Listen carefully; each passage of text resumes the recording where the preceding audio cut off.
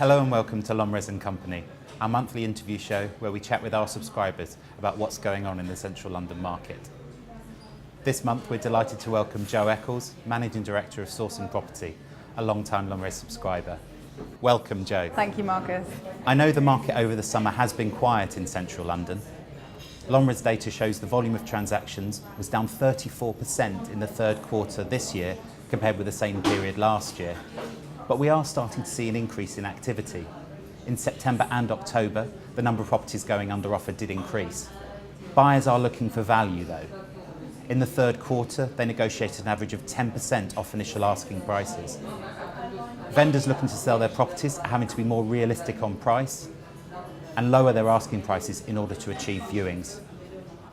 Jo, I know Sourcing Property has been operating for over 10 years now. How have things changed? We've changed a lot in the past decade. So we started off as a pure buying agency, and then in 2008, when the market tanked quite significantly, we started acting for rental clients who then came back to us as buying clients.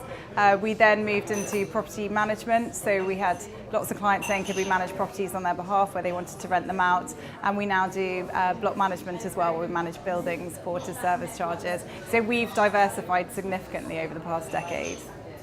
Fantastic. And looking at the shorter term, have what people are looking for changed over the past, say, 12 months?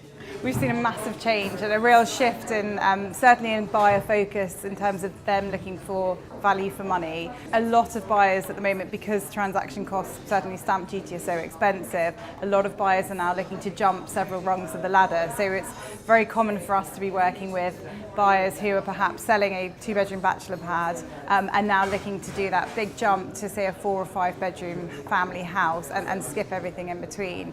And as a result of that, we have lots of clients who are now looking at areas which present much better value for money. So whilst we still work and have clients in prime central London, we're also very busy in more peripheral areas, for example, Ealing, South Ealing, West Ealing, West Kilburn, Kensal Rise, Wapping. So really those peripheral areas that present better value for money.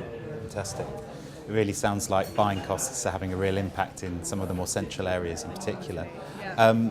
In terms of vendors' expectations on price, are you finding they're being more realistic?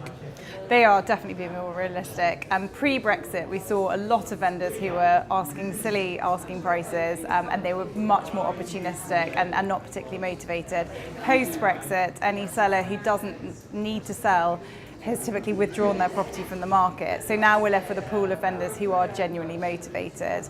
And that's a mixture of vendors who have already benefited from capital appreciation, so they're looking to sell their property and collect the appreciation they've had, or equally vendors who are seeing now is a great time to upsize. So they're looking to sell their existing property in order to facilitate their onward purchase. So we're seeing a lot of chain transactions, and vendors who are in chains are being much more realistic about pricing. For example, I showed a great flat to a client in Pimlico recently. That was on the market for 950,000, and the vendor would definitely entertain an offer of around 825,000. So that shows how much flexibility there are on certain asking prices. And in terms of lettings, have you seen the market changing since, say, the referendum?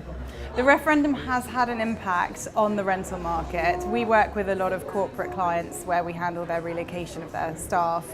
We've definitely noticed with the more junior and mid-level employees coming over here, and certainly across the board whether they already live here or not, they're entering into much shorter tenancies. So for example, a year or two ago we were seeing lots of tenants very happy to enter into a 1 or 2 year tenancy agreement with no break clause, whereas now the focus is definitely on the shorter term. So a lot more landlords are having to accept a 12-month tenancy with a 6-month break clause. So that's a real shift that we've seen post-Brexit.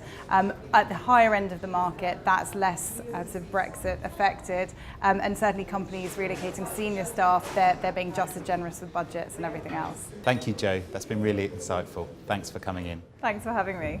I think I've just spotted your driver. Great, thank you. Join us again soon for another LonRes Company. Thank you for watching.